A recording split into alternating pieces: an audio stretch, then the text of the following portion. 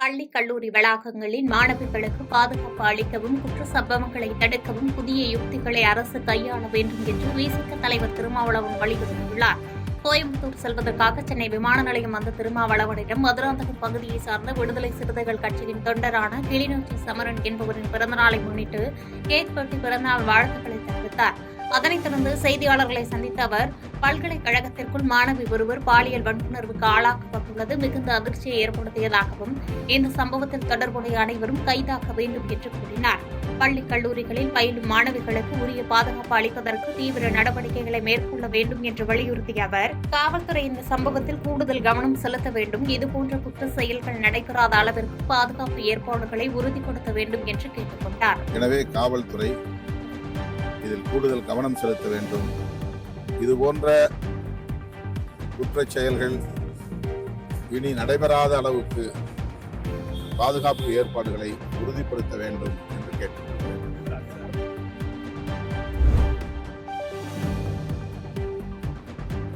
ராமேஸ்வரத்தில் மாதம் ஒருமுறை நகராட்சி அலுவலர்களுடன் இணைந்து விடுதி மற்றும் தனியார் உடைமாற்றும் பகுதிகளில் திடீர் சோதனை நடத்தப்படும் என ராமேஸ்வரம் டிஎஸ்பி சாந்தமூர்த்தி தெரிவித்துள்ளார். ராமேஸ்வரத்தில் அக்னி தீர்த்தக்கரை முன்பாக உள்ள தனியார் உடைமாற்றும் அறையில் ரகசிய கேமரா பொருத்தப்பட்ட வீடியோ எடுக்கப்பட்ட நிலையில் கடை உரிமையாளர் மற்றும் பணியாளர்கள் கைது செய்யப்பட்டனர். இந்நிலையில் மாவட்ட ஆட்சித்தலைவர் மற்றும் மாவட்ட கண்காணிப்பாளர் உத்தரவின் பேரில் ராமேஸ்வரம் டிஎஸ்பி சாந்தமூர்த்தி கிழக்கு கோபுர வாசல் மற்றும் வடக்கு கோபுர வாசலில் உள்ள 30க்கும் மேற்பட்ட விடுதிகள் மற்றும் தனியார் உடைமாற்றும் அறைகளில் சுமார் 30க்கும் மேற்பட்ட போலீசார்கள் 2 குழுக்களாக பிரிந்து சோதனை மேற்கொண்டனர். சோதனைக்கு பின்னர் செய்தியாளர்களை சந்தித்த டிஎஸ்பி சாந்தமூர்த்தி, ஒவ்வொரு மாதமும் நகராட்சி அலுவலர்களுடன் இணைந்து காவலர்களும் இப்பகுதியில் இருக்கக்கூடிய விடுதிகள் மற்றும் தனியார் உடைமாற்றும் அறைகள் இருக்கக்கூடிய பகுதிகளில் திடீர் சோதனை மற்றும் ஆய்வுகள் மேற்கொள்வார்கள் என்றும் தொடர்ந்து சம்பவம் நடைபெறாமல் இருக்க நடவடிக்கை எடுக்கப்படும் என உறுதியளித்தார்.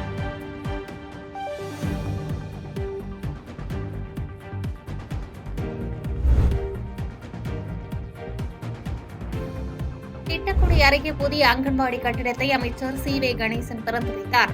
கடலூர் மாவட்டம் திட்டக்குடி அடுத்த கீழச்செருவாய் ஊராட்சியில் 16,55,000 ரூபாய் மதிப்பீட்டில் கட்டப்பட்ட புதிய அங்கன்வாடி கட்டிடத்தை தொழிலாளர் நலன் மற்றும் திறன் மேம்பாட்டுத்துறை அமைச்சர் கணேசன் திறந்து வைத்தார். தொடர்ந்து அங்கன்வாடி குழந்தைகளுக்கு இனிப்புகள் வழங்கினார். இந்த நிகழ்ச்சியில் கடலூர் மாவட்ட கூடுதல் ஆட்சியர் சரண்யா மற்றும் திட்டக்குடி வருவாய் வட்டாட்சியர் உள்ளிட்ட அரசு அதிகாரிகள், பொதுமக்கள் உள்ளிட்டோர் கலந்து கொண்டு சிறப்பித்தனர்.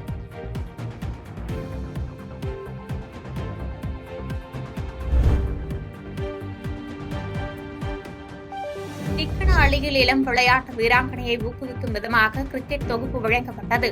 தருமபுரி மாவட்டம் காரிமங்கலம் அடுத்த வெளக்கள அள்ளி அம்பேத்கர் நகரைச் சேர்ந்த ரித்திகா என்ற 8ஆம் வகுப்பு பள்ளி மாணவி 15 வயதிற்குட்பட்ட மகளிர் அணி மட்டைப்பந்து பிரிவில் விளையாடி வருகிறார். இவரது ஆர்வத்தை ஊக்குவிக்கும் விதமாக தனது சொந்த நிதியிலிருந்து டிக்கன அள்ளி ஊராட்சி மன்ற தலைவி பத்மாவதி சுப்பிரமணி கிரிக்கெட் விளையாட தேவையான அனைத்து பொருட்கள் அடங்கிய ரூபாய் 15,000 மதிப்புள்ள தொகுப்பினை வழங்க முடிவு செய்தார். இந்த நிகழ்ச்சியில் தருமபுரி நாடாளுமன்ற உறுப்பினர் ஆமணி சிறப்பு விருந்தினராக கலந்து கொண்டு பள்ளி மாணவிக்கு பரிசு தொகுப்பினை வழங்கினார்.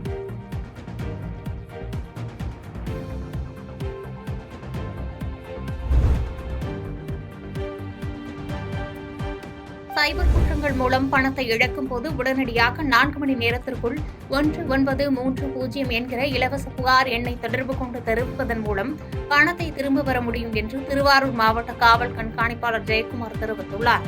திருவாரூர் மாவட்ட காவல் கண்காணிப்பாளர் அலுவலகத்தில் உள்ள கூட்ட அரங்கில் களவு போன மற்றும் தொலைந்து போன செல்போன்களை மீட்டு உரிமையாளர்களுக்கு வழங்கும் நிகழ்ச்சி நடைபெற்றது.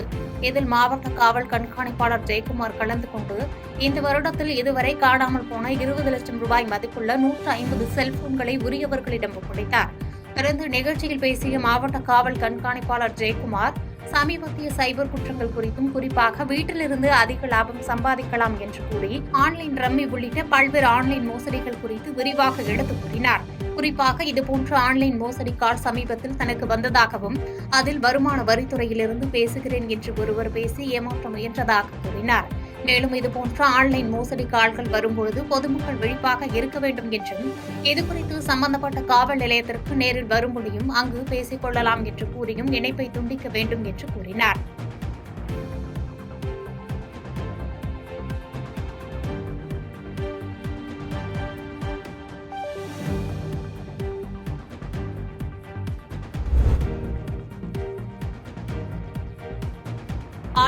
நகரில் சுற்றிலும் குடியிருப்புகள் நிறைந்த பகுதியில் எந்நேரமும் இடிந்து விழும் நிலையில் காணப்படும் 3 மாடி கட்டடத்தை இடித்து அகற்ற வேண்டும் என பொதுமக்கள் கோரிக்கை வைத்துள்ளனர். தேனி மாவட்டம் ஆண்டிப்பட்டி பேரூராட்சிக்குட்பட்ட சிவன் கோவில் ராஜ்நாயகர் தெரு பகுதியில் 100க்கும் மேற்பட்ட குடியிருப்புகள் உள்ளன. இந்த குடியிருப்புகளுக்கு நடுவே தனிநபருக்கு சொந்தமான 3 மாடி கட்டிட குடியிருப்பு சுமார் 30 ஆண்டுகளுக்கு முன்பு கட்டப்பட்டது. இந்த கட்டிடத்தில் சுற்றுச்சுவர்கள் மற்றும் பல பகுதிகளில் சேதம் ஏற்பட்டு கம்பிகள் வெளியில் தெரியும் அளவிற்கு மோசமாக காட்சியளிப்பதால் எந்நேரமும் இடிந்து விழும் ஆபத்தான நிலையில் உள்ளது. இதனால் இந்த குடியிருப்பை சீரமைக்கவோ பாதுகாப்பாக இடிப்பதற்கோ நடவடிக்கை எடுக்க வேண்டும் என அப்பகுதி மக்கள் கோரிக்கை வைத்துள்ளனர். சிவன்கோவில் தெருவில் பூக்காரத்து சிவன்கோவில் கிட்டத்தட்ட 30 ஆண்டுகளாக ஒரு பழைய வீடு இருக்கு. அதை மக்கள் நடமாட்டம் அதிகமாக இல்லை, குடியிருப்பு இருக்கனால இடிஞ்சு விழுந்துகிட்டே இருக்கு. இது தாங்கள் நிர்வாக அதிகாரி மற்றும் மாவட்ட ஆட்சியர் தலையிட்டு இந்த தக்க நடவடிக்கை எடுத்து இந்த வீடை அப்புறப்படுத்த தருமாறு கேட்டுக்கொள்கிறேன். இதனால மக்களுக்கு ரொம்ப பாதிப்பு ஏற்படுது. உயிர் சேதம் வராதுக்கு முன்காப்பு செய்யுமாறு கேட்டுக்கொள்கிறேன்.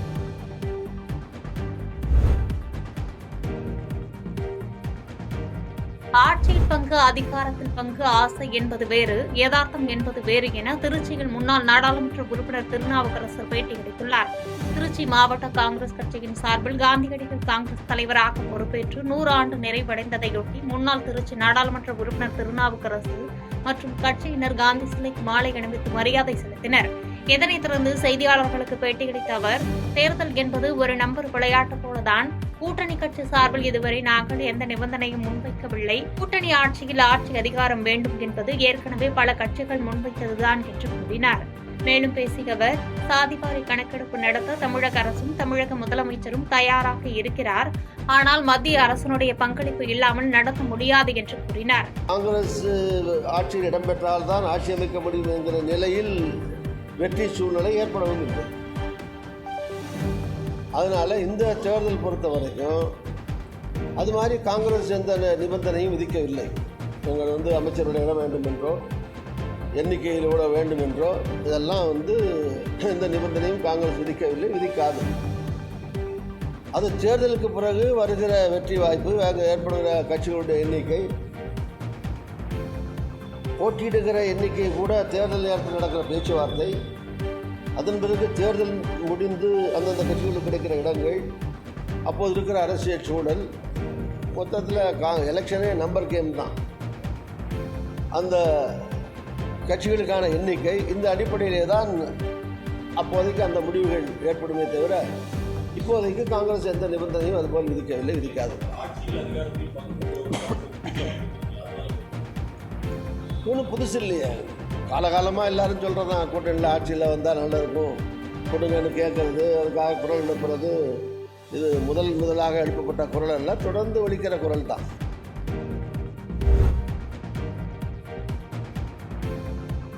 மதுரை அரிட்டாப்பட்டி பகுதியை உடனடியாக பாதுகாக்கப்பட்ட பல்லுயிர் தலமாக அறிவித்து சட்டம் இயற்ற வேண்டும் என அன்புமணி கூறியுள்ளார். மதுரை மாவட்டம் மேலூர் பகுதியில் டங்ஸ்டன் சுரங்கம் அமைய எதிர்ப்பு தெரிவித்து 50க்கும் மேற்பட்ட கிராம மக்கள் போராட்டங்களை மேற்கொண்டு வரும் நிலையில் அரிட்டாப்பட்டி பகுதிக்கு வந்திருந்த பாட்டாளி மக்கள் கட்சியின் தலைவர் அன்புமணி ராமதாஸ் அந்த பகுதி மக்களிடம் டங்ஸ்டன் சுரங்கம் குறித்து பேசினார். அப்போது பேசிய அவர், மத்தியில் இந்திரா காந்தி பிரதமராக இருக்கும் பொழுது கச்சத்தீவு காரை வார்த்தது தொடர்பாக தமிழக அரசு கொண்டு வந்த தீர்மானம் எப்படி பயன்படவில்லையோ அதுபோன்றுதான் தற்பொழுது டங்ஸ்டனுக்கு எதிராக தமிழக அரசு கொண்டு வந்துள்ள தீர்மானமும் உள்ளது. அதனால் உடனடியாக பாதுகாக்கப்பட்ட பல்லுயிர் தலமாக இந்த பகுதியை அறிவித்து சட்டம் இயற்ற வேண்டும் என அன்புமணி ராமதாஸ் கூறினார்.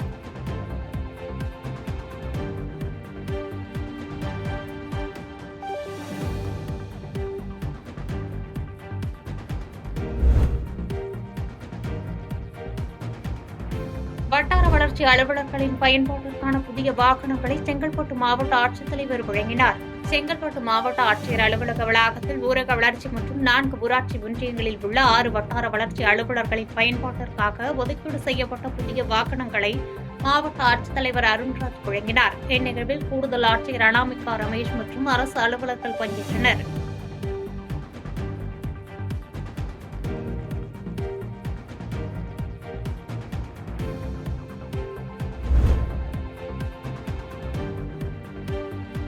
ராஜபாளையத்தில் மது போதையில் பெண் போலீசுக்கு பாலியல் தொல்லை கொடுத்த புகாரில் சிறப்பு சார்பு ஆய்வாளரை பணியிடை நீக்கம் செய்து மாவட்ட கண்காணிப்பாளர் கண்ணன் உத்தரவிட்டுள்ளார்.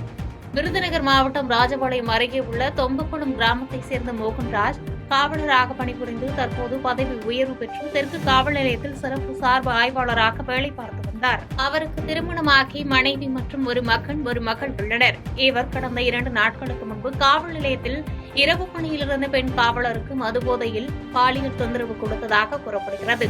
விசாரணையில் அவர் பணி நேரத்தில் மதுபோதையில் இருந்தது உறுதி செய்யப்பட்டதால் ஆயுதப்படைக்கு மாற்றம் செய்யப்பட்ட அவரை பணியிடை நீக்கம் செய்து எஸ்பி கண்ணன் உத்தரவிட்டுள்ளார்.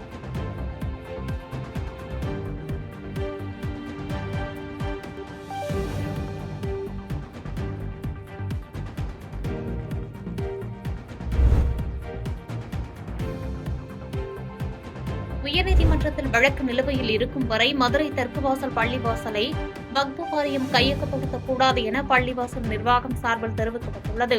மதுரை மாவட்டம் தெற்கு வாசலில் அமைந்துள்ள முகைதீன் ஆண்டவர் தர்கா மற்றும் பள்ளிவாசல் மீது பொய்யான குற்றச்சாட்டுகளை சுமத்தி வக்பு வாரியத்தின் கீழ் கையகப்படுத்தப்பட உள்ளதாக குற்றம் சாட்டி பள்ளிவாசல் நிர்வாகத்தினர் கடந்த புதன்கிழமை போராட்டத்தில் ஈடுபட்டனர். அதன் தொடர்ச்சியாக இச்சம்பவம் குறித்து பள்ளிவாசல் தரப்பு வழக்கறிஞரான முருகேஷ் செய்தியாளர்களை சந்தித்து பேசினார். அப்போது பள்ளிவாசலில் நடப்பதாக கூறப்படும் முறைகேடுகள் குறித்து வக்பு வாரியம் முறையான நோட்டீஸ் அனுப்பி விளக்கம் கேட்ட பின்னரே பள்ளிவாசலை கையகப்படுத்த வேண்டும் என கூறினார். மேலும் உயர்நீதிமன்றத்தில் வழக்கு நிலுவையில் இருக்கும் வரை வக்பு வாரியம் எந்த நடவடிக்கையும் மேற்கொள்ளக்கூடாது என கூறிய அவர் வக்பு வாரிய விதிகளை மீறி காவல்துறையினர் அத்துமீறி பள்ளிவாசலுக்குள் நுழையக்கூடாது எனவும் தெரிவித்தார். தொடர்ந்து பள்ளிவாசல் நிர்வாகிகள் தரப்பில் வக்பு வாரியத்திடம் பேச்சுவார்த்தை நடத்த தயாராக உள்ளதாக தெரிவித்த அவர் அதற்கென குழு அமைக்கப்பட்டுள்ளதாகவும் கூறினார்.